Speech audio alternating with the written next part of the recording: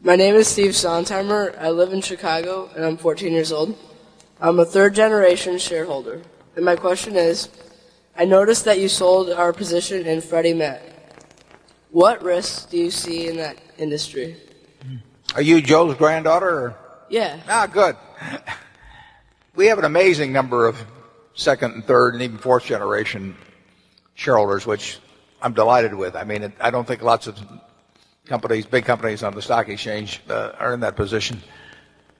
It is true we sold the Freddie Mac stock last year, and there were certain aspects of the business that we felt less comfortable with as they unfolded, and Fannie Mae too. And the consequences of what we saw may not hurt the companies, I mean, at all, but they made us less comfortable than we were earlier, when actually those practices or activities didn't exist. We did not. I would stress we did not sell because we were worried about more government regulation of Freddie and Fannie. If anything, just the opposite. So it was not. Wall Street occasionally will react negatively to the prospect of more government regulation, and the stocks will react sometimes short term for that reason. But that was not our reason. We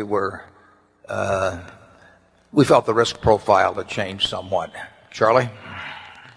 Yeah, but that may be a peculiarity of ours.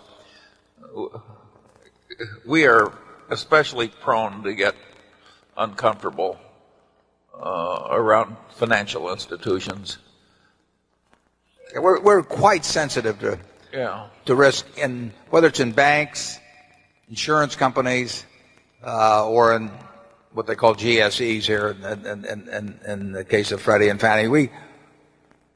We feel there's so much about a financial institution that you don't know by looking at just figures, that if anything bothers us a little bit, we're never sure whether it's an iceberg situation or not. And that doesn't mean it is an iceberg situation in the least at banks or insurance companies that we pass. But we have seen enough of what happens with financial institutions that push one way or another, that if we get some feeling that that's going on, we just figure we'll never see it until it's too late anyway. So we bid adieu without, and wish them the best, and without any implication that they're doing anything wrong. It's just that we can't be 100% sure of the fact they're doing things that we like. And when we get to that situation, it's different than buying into a company with a product or something, or a retail operation. You can spot troubles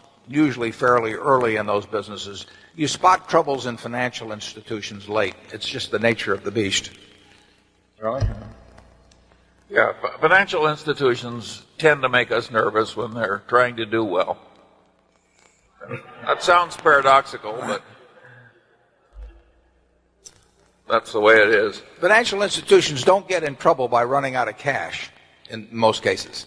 Other businesses you can spot that way, but a financial institution can go beyond the point, and we had banks 10 years ago that did that in mass, but they can go beyond the point of solvency even, while they still have plenty of money around.